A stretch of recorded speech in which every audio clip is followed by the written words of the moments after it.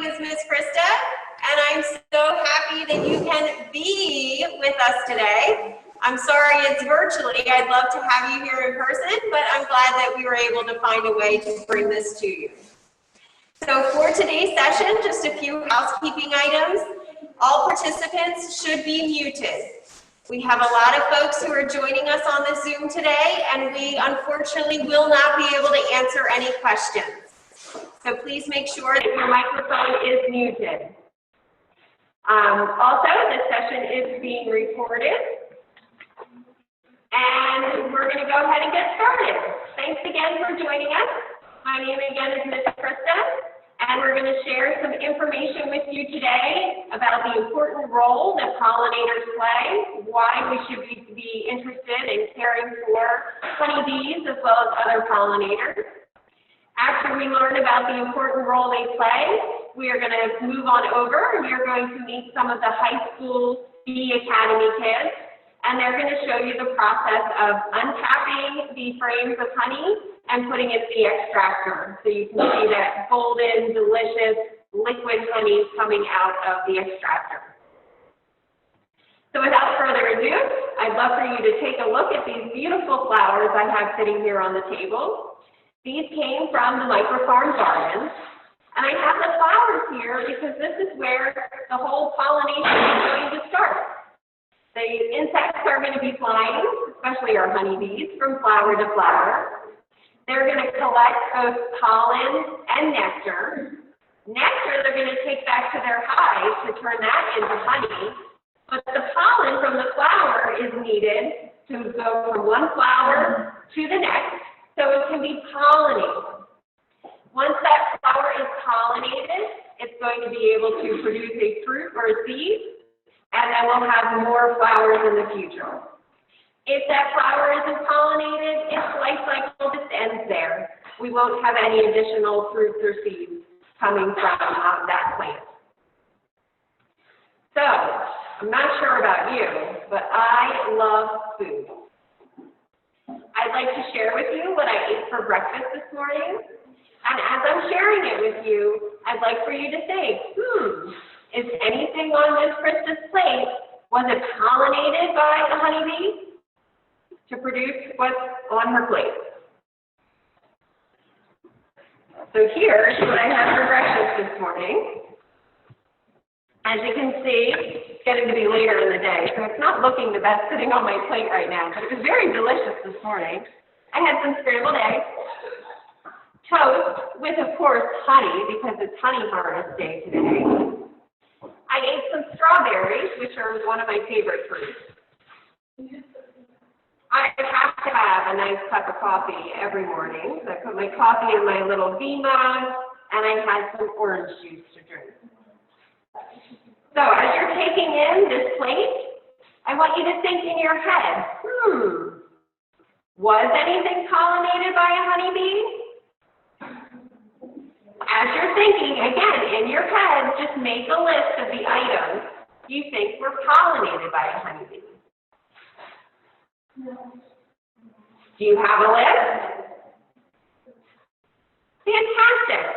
Let's see if you were able to correctly guess the items pollinated by the honeybee. So we're going to come over to this next plate. This is our plate where we don't have things that were pollinated by a honeybee. This is a very boring plate to me. We have our scrambled eggs, of course, which come from chickens. We have just dry toast. I am not a fan of dry toast. The toast comes from wheat, which is wind-pollinated. But that's all we have. If you look in my cup, they're empty. No coffee. No orange juice. That's a sad plate to me. I would much rather have the plate where the food was pollinated by the honeybees. How about you? I have an assignment for you. When you sit down to eat your lunch today, take a look at the food that you have on your plate and think, was any of this pollinated by a honeybee? If it was, say thank you, honeybees, before you eat your lunch. All right, thanks for listening, friends. I'm going to pass you on over to our high school bee academy folks, and they're going to show you the process of extracting the honey.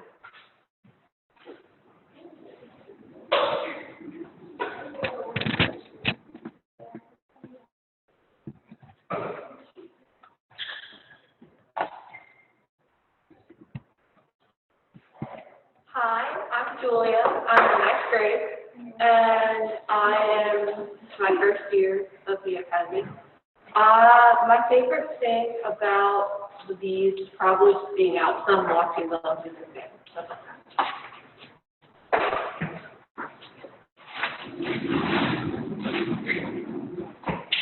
Good morning, I'm Bailey. I'm a junior, and this is my second year in the academy.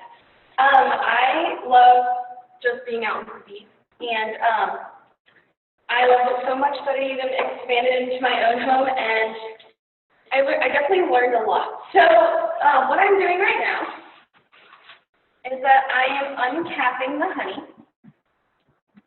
and what we see when we uncap it is the beeswax. This is what your candles, soaps, chapsticks are actually made out of.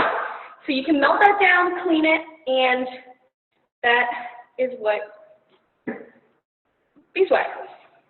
And we have to take this off because if not, the honey won't go anywhere when we use the extractor, which Miss Sweeney will show you. So we have to take off this beeswax to actually allow the honey to escape.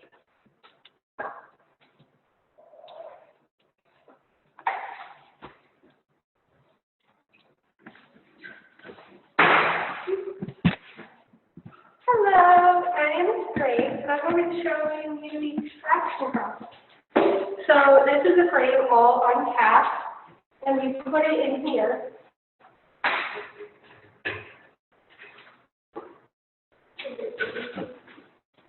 It's a lid, and we just turn the handle. And all of the honey, using centrifugal force, will go to the side and gravity will pull it down. And you can see down here, all the honey is coming out. So our extractor fits 4 of those frames that Julia and Bailey uncapped. So we can do 4 at a time. The centrifugal force works to pull the honey outward, so we can only do one side of each frame at a time. Grace will spin it for a while. It takes probably 4 minutes per side. Once all of the honey is spun out of one side, we'll take and flip the frame in the other direction, and then we will do the same thing. So there you go. Miss Richardson gets a close-up of the honey coming out of the extractor, and it's being filtered here because we don't really want any wax to be in our jars of honey when we jar it up. So it goes through 2 filters, and then it goes into the bucket. This is our second bucket that we are filling today, and it isn't even lunchtime yet. So we are going to have plenty of honey. We're going to jar it up for you guys, and in a couple of weeks you should see some communications coming home about the ability to purchase for a donation. Your families can purchase the AGCS honey.